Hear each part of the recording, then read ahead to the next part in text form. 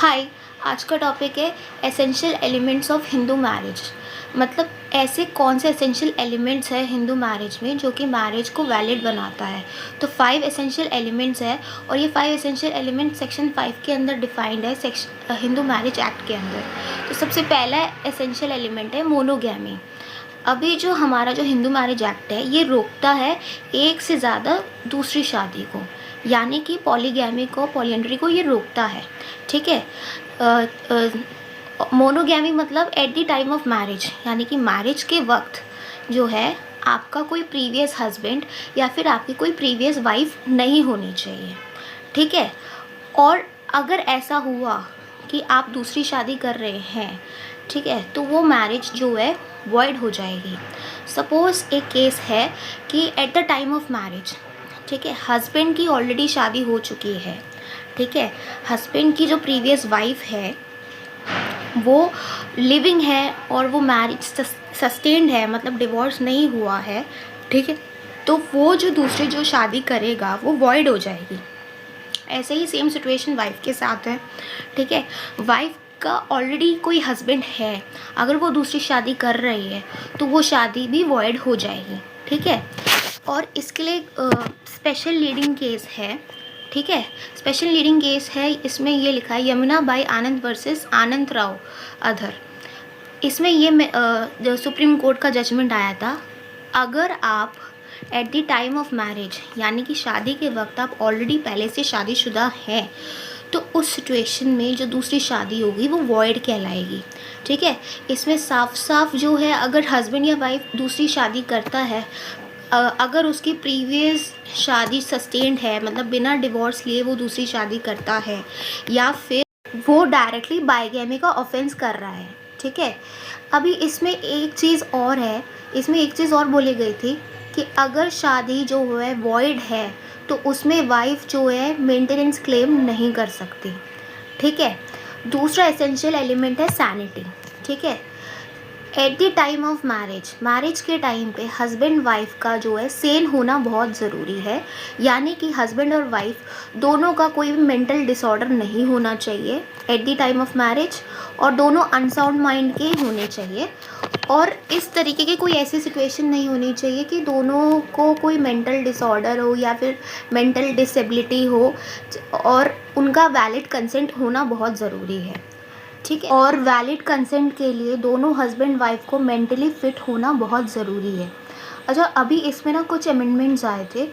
ये जो अमेंडमेंट आया है, पहले डिसऑर्डर को जो है, मेंटल डिसऑर्डर को इडियोसी और ल्यूनेसी में डिफ़ाइन किया गया था, लेकिन मेंटल डिसऑर्डर बहुत टाइप्स के हो सकते हैं, जैसे एपिलेप्सी हो गया या फिर कोई भी मेंटल डिसऑर्डर हो गया या अनसाउंड माइंड हो गया। बहुत मतलब ऐसा मेंटल डिसऑर्डर, मतलब कई तरीके के मेंटल डिसऑर्डर जो कि इंटरप्रेट किए गए हैं, मतलब इसकी डेफिनेशन वाइड कर दी गई। तो ये एक अमेंडमेंट आया है। ठीक है। इसमें कोई भी मेंटल डिसऑर्डर है तो वो भी मेंटल डिसऑर्डर जो है नहीं होना चाहिए बिल्कुल भी। ठीक है। अभी सपोज़ इसमें केस लॉ है Ajit Rai Shiva versus Bai Basumati. Suppose wife को शादी के टाइम पे पता नहीं था कि हस्बैंड जो है लुनेटिक है या फिर मेंटली डिसऑर्डर है उसको, या फिर मेंटली स्टेबल नहीं है, तो उस सिचुएशन में वाइफ के पास, शादी के पास ऑप्शन रहता है कि वो जो है शादी को वॉइडेबल कर सके, कोर्ट में जाके वो सूट फाइल कर सके कि वो डिसॉल्व करना चाहती हो शादी को, मतलब वॉइडेबल करना चाहती हो। वॉइडेबल इसलिए क्योंकि वाइफ के पास ऑप्शन है, वो उसकी मर्ज़ी है कि उसको वो शादी को डिसॉल्व करना है या नहीं करना है। ठीक है। और ऐसी सेम सिचुएशन हस्बैंड के साथ है। अगर हस्बैंड को पता लगता है कि वाइफ जो है लुनेटिक है तो उसके पास भी ऑप्शन है कि वो शादी को वॉइडेबल कर सके। ठीक है। इसमें जो है तीसरा एलिमेंट है वो है एज। जो एज जो थी हिंदू मैरिज एक्ट के अंदर पहले के टाइम पे, अमेंडमेंट से पहले, वो लड़की की एज थी 15 ईयर्स और लड़के की एज थी 18 ईयर्स। ठीक है। अमेंडमेंट आया तो बाद में चेंज हो गई, मतलब पूरा ही रिवर्स हो गया एज का फैक्टर तो। और इसमें ये था कि प्रीवियस अमेंडमेंट एक्ट, प्रीवियस मतलब हिंदू मैरिज एक्ट में ये था कि आप जो है मतलब क्या कहते हैं, अगर सपोज़ लड़की की शादी जो है वो 15 इयर्स से कम के एज में हुई है, तो उसमें गार्डियन का कंसेंट लग जाता है, ठीक है। ये तो प्रीवियसली था मतलब हिंदू मैरिज एक्ट के अंदर, लेकिन अमेंडमेंट आने के बाद, चाइल्ड मैरिज रिस्ट्रेंट एक्ट आने के बाद ये जो है रिवर्स हो गई, एज फैक्टर पूरा चेंज हो गया। अभी जो लड़की की एज जो है वो है 18 ईयर्स और लड़के की एज जो है मैरिज की वो है 21 ईयर्स, ठीक है। तो अगर सपोज़ एज फैक्टर ही आप कंप्लीट नहीं कर रहे हो, मतलब शादी चाइल्ड मैरिज कर रहे हो, तो आप डायरेक्टली एक ऑफेंस कर रहे हो, उसमें पनिशमेंट दी जाती है, ठीक है, और फाइन भी होता है, ठीक है। अभी जो ये पनिशमेंट दी जा रही है, फाइन भी होता है, लेकिन ये जो शादी जो है ना तो ये वॉइड होती है ना ये वॉइडेबल होती है, ठीक है। ये जो शादी जो है सस्टेन तो रहती है, ठीक है। और ये वाला जो इसमें एक लीडिंग केस है दुर्योधन वर्सेस बेंगावती, इसमें शादी जो है वैलिड रहती है, लेकिन इसमें पनिशमेंट भी होती है। पनिशमेंट होती है या तो फाइन होता है या तो दोनों चीज़ होती है, ठीक है। एक चीज़ और इम्पॉर्टेंट है, यानी कि शादी के टाइम पे अगर शादी जो हुई है 15 साल, मतलब सपोज़ लड़की की शादी 15 साल से नीचे की हुई है, ठीक है, वो बिलो दी 15 ईयर्स है, ठीक है। तो अगर उसको आगे चल के लगता है कि ये शादी जो है ठीक नहीं है, मतलब इस शादी में से वो खुश नहीं है, या फिर किसी भी रीज़न की वजह से उसको लगता है कि ये शादी मेरे लिए मतलब ठीक ही नहीं है, तो मतलब 18 ईयर्स तक का उसके पास टाइम है कि वो जो है इस चीज़ को, शादी को डिज़ोल्व करवा सकती है। मतलब 18 ईयर्स तक उसके पास टाइम है, मतलब 18 ईयर्स तक लगता है कि जब वो 18 साल तक पहुंच जाती है, 18 साल पहुंचने वाली होती है, 18 साल तक पहुंच जाए, उसको लगता है कि ये भाई शादी मेरे लिए ठीक नहीं है, तो वो शादी को डिज़ोल्व भी करा सकती है। उसके पास ऑप्शन होता है कि वो सूट फाइल कर सके, ठीक है।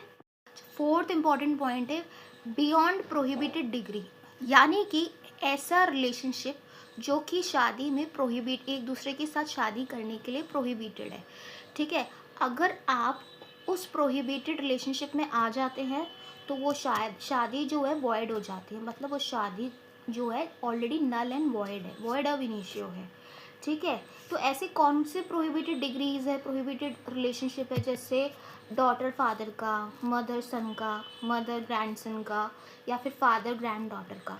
ये जो जितने भी रिलेशनशिप है ये लीनियन असेंडेंट्स में आ जाते हैं और इनके बीच में शादी नहीं हो सकती, ठीक है। अगर होती है तो ये वॉइड अब इनिशियो है और ये शादी हिंदू मैरिज में नहीं मानी जाएगी, ठीक है।